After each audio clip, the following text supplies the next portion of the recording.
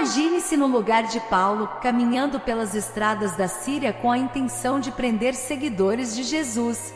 De repente, você é atingido por uma luz intensa e ouve a voz de Jesus lhe perguntando: Saulo, Saulo, por que me persegues? Atos 9:4. Essa foi a revelação que mudou tudo para Saulo. Ele se converteu e passou a se chamar Paulo. Agora, imagine-se acompanhando Paulo em sua jornada como apóstolo, viajando por muitas regiões, estabelecendo comunidades cristãs e escrevendo cartas que foram incluídas no Novo Testamento. Ele enfrentou desafios e perseguições, mas nunca desistiu de pregar a mensagem de Jesus com coragem e determinação. E finalmente, imagine-se testemunhando a determinação de Paulo, enquanto ele é condenado à morte pelo imperador Nero, mas permanece firme em sua fé até o fim. Hoje vamos mergulhar mais profundamente na história de Paulo de Tarso e sua jornada como um dos maiores apóstolos do cristianismo. Nascido aproximadamente na mesma época que Jesus, seu nome de circuncisão era Saulo, e provavelmente o nome de Paulo, que significa pequeno ou menor, também lhe foi dado na infância para uso entre os gentios. E Saulo seria seu nome hebreu. Paulo era natural de Tarso, a capital da Cilícia, uma província romana no sudeste da Ásia Menor. Essa cidade estava à beira do rio Berdan, que é navegável até hoje, e por isso tornou-se um centro de movimentação comercial com muitos países ao longo das margens do Mediterrâneo, bem como com os países da Ásia Central Menor. Tarso também era a sede de uma universidade famosa, com mais alta em reputação do que as universidades de Atenas e Alexandria, as únicas outras que existiam. Aqui nasceu Saulo, e foi onde ele passou a sua juventude. Ele sem dúvida aproveitou a melhor educação que sua cidade natal poderia oferecer. Seu pai era da mais forte seita dos judeus, um fariseu, da tribo de Benjamim. Atos 23:6, Filipenses 3:5. Não sabemos nada a respeito de sua mãe, mas há razões para concluir que ela era uma mulher piedosa, e que exerceu influência na formação do caráter de seu filho, para que ele pudesse depois falar de si mesmo. Na Bíblia também lemos sobre sua irmã e o filho de sua irmã, Atos 23:16, e também outros parentes, Romanos 16:7. Embora judeu, seu pai era cidadão romano. Como ele obteve a cidadania romana, não somos informados. Era um privilégio valioso, e que devia ser de grande utilidade para Paulo, embora não da maneira como seu pai poderia ter desejado que ele o usasse. Educação de Paulo. Sua educação preliminar foi completada. Saulo de Tarso foi enviado com provavelmente cerca de 13 anos de idade à grande escola judaica em Jerusalém como estudante da lei. Tornou-se um aluno do célebre Rabino Gamaliel. Atos 22:3. Passou muitos anos em um elaborado estudo sobre as Escrituras e sobre as muitas questões que lhes dizem respeito, com as quais os rabinos se ocupavam. Saulo de Tarso, o perseguidor. Cerca de 2 anos após a ascensão do Senhor, o cristianismo expandiu silenciosamente sua influência em Jerusalém. Finalmente Estevão, um dos 7 diáconos, afirmou publicamente que Jesus era o Messias, o que levou a muita agitação entre os judeus e muita disputa nas suas sinagogas. A perseguição surgiu contra Estevão e os seguidores de Cristo em geral. Saulo de Tarso tornou um grande perseguidor da igreja com o objetivo de exterminar o cristianismo. A conversão de Paulo. Mas o objetivo da perseguição iniciada falhou. Os que foram espalhados para o exterior foram pregando a palavra em toda parte. A raiva do perseguidor ficou ainda mais feroz. Ouvindo que os cristãos se refugiaram em Damasco, Saulo obteve cartas com o sumo sacerdote, autorizando-o a prosseguir com a perseguição. Quando Saulo e seus companheiros se aproximaram de Damasco, subitamente apareceu uma luz que brilhava em volta deles. Saulo ficou aterrorizado no chão e uma voz soou nos ouvidos: Saulo, Saulo, por que me persegues? O Salvador ressurgido estava ali, com sua humanidade revestida de glória. Em resposta à inquietação ansiosa de Saulo: Quem és tu, Senhor? Ele disse: Eu sou Jesus a quem persegues. Este foi o momento da sua conversão, o mais importante em toda a vida de Paulo. Cego pela ofuscante luz, seus companheiros o levaram até a cidade, onde, mergulhado em pensamentos profundos por 3 dias, não comeu nem bebeu. Atos 9:11. Ananias, um discípulo que vivia em Damasco, foi informado por uma visão da transformação que aconteceu com Saulo, e foi enviado a ele para curá-lo da sua cegueira e batizá-lo. Atos 9:11-16. O propósito de sua vida agora foi totalmente mudado. O perseguidor torna-se perseguido. Imediatamente após a conversão, Paulo se retirou para a Arábia, Gálatas 1:17, onde permaneceu por 3 anos. É uma pausa misteriosa, um momento de incerteza na história do apóstolo, uma calma que abre na agitada vida missionária. Após voltar a Damasco, Paulo começou a pregar o Evangelho, corajosamente em nome de Jesus. Atos 9:27. Mas logo foi obrigado a fugir dos judeus e ir para Jerusalém. Em Jerusalém, Paulo ficou por 3 semanas, mas novamente ele foi forçado a fugir da perseguição. Ele voltou para sua cidade natal, Tarso. O ministério de Paulo em Antioquia. Antioquia, a capital da Síria, atual Turquia, tornou-se cenário de grande atividade cristã. O Evangelho ganhou uma base firme, e a causa de Cristo prosperou. Um discípulo chamado Barnabé, que tinha sido enviado de Jerusalém para supervisionar a obra em Antioquia, lembrando-se de Paulo, partiu para buscá-lo em Tarso, que respondeu prontamente ao chamado e se dirigiu a Antioquia, que por 1 ano inteiro se tornou o cenário de seus trabalhos. Em Antioquia, os discípulos foram chamados pela primeira vez de cristãos. Atos 11:26. A primeira viagem missionária de Paulo. A igreja de Antioquia se propôs a enviar missionários aos gentios. Paulo, Barnabé e João Marcos, como assistente, foram escolhidos para este trabalho. Esta foi uma grande época na história da igreja, pois agora os discípulos começaram a cumprir a ordem do Mestre: ide por todo o mundo e pregai o Evangelho a toda criatura.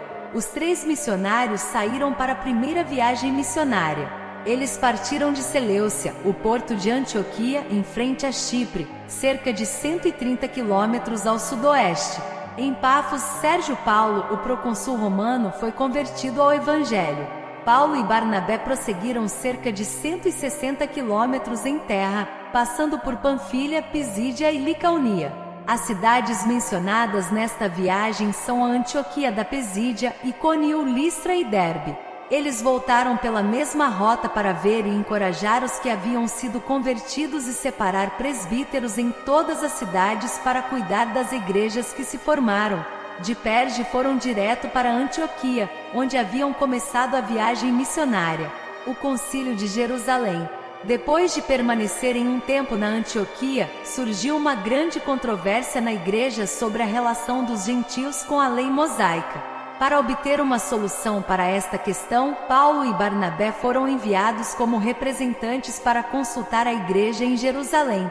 O conselho que estava lá decidiu contra o partido judaizante, e os representantes, acompanhados por Judas, chamado Barsabás, e Silas, voltaram a Antioquia, trazendo consigo a decisão do conselho. Atos 15. Depois de um breve descanso em Antioquia, Paulo disse a Barnabé: voltemos para visitar os irmãos em todas as cidades onde pregamos a palavra do Senhor, para ver como estão indo. Atos 15:36. Barnabé queria levar Marcos, mas Paulo se recusou a permitir que ele fosse junto, e assim Barnabé e Paulo tiveram uma disputa aguda. Eles se separaram e nunca mais se encontraram. Paulo, no entanto, depois fala com honra de Barnabé, e tempos depois pede para que Marcos venha a ele em Roma. A segunda viagem missionária de Paulo. Paulo tomou consigo Silas em vez de Barnabé, e começou sua segunda viagem missionária em cerca de 51 d.C. Desta vez foi por terra, revisitando as igrejas que já havia fundado na Ásia, mas ele desejava entrar em regiões além, e ainda seguiu a Frígia e a Galácia. Atos 16:6. Contrário à sua intenção, Paulo foi obrigado a permanecer na Galácia, por causa de algum tipo de doença. Gálatas 4:13,14 Bitínia, uma província na margem do Mar Negro, estava agora diante dele, e ele desejava entrar, mas o caminho estava fechado e o Espírito de alguma maneira o guiou em outra direção, até chegar em Troade, Atos 16,8. Enquanto esperava em Troade pela vontade de Deus quanto a seus próximos passos, teve uma visão da noite. Um homem da Macedônia estava diante que implorava: ajude-nos. Atos 16:9.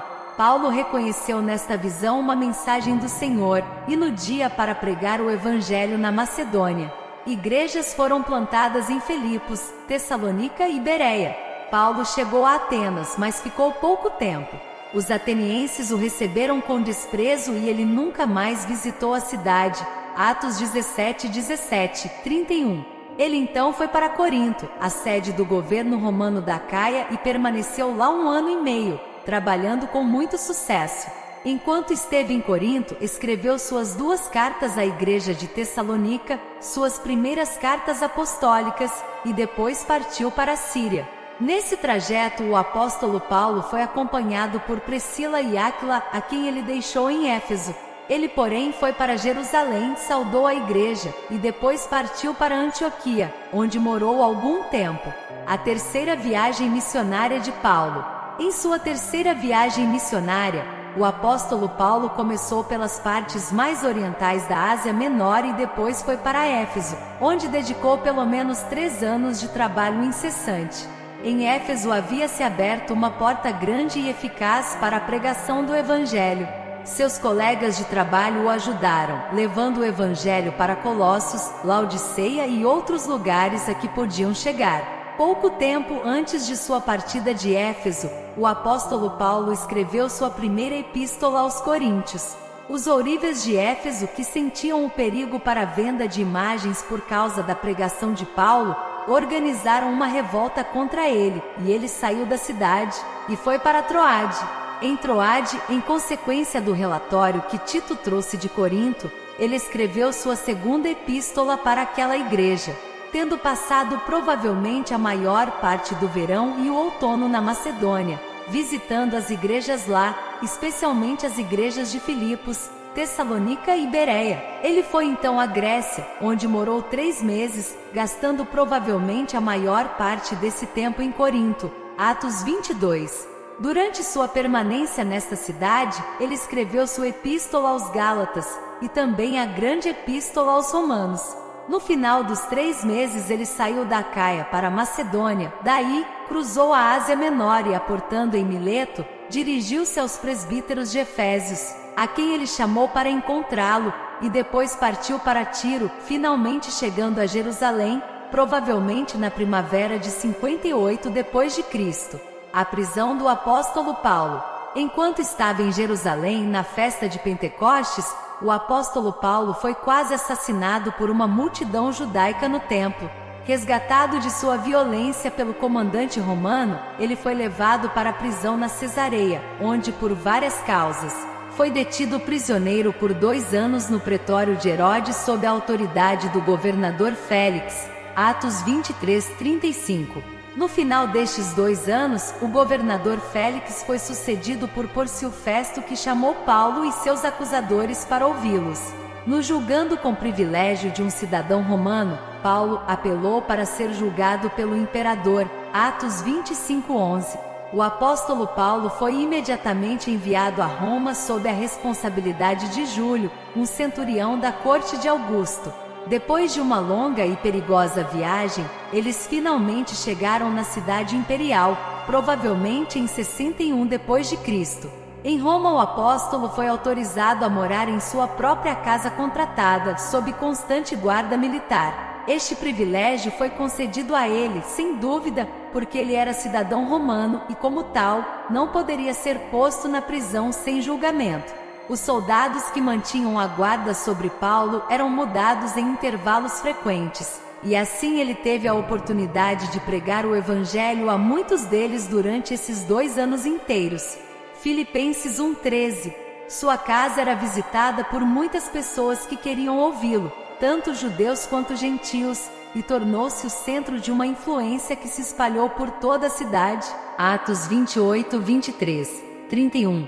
Durante este período, o apóstolo escreveu suas epístolas aos Colossenses, Efésios, Filipenses e a Filemon, e provavelmente também aos Hebreus. A morte de Paulo.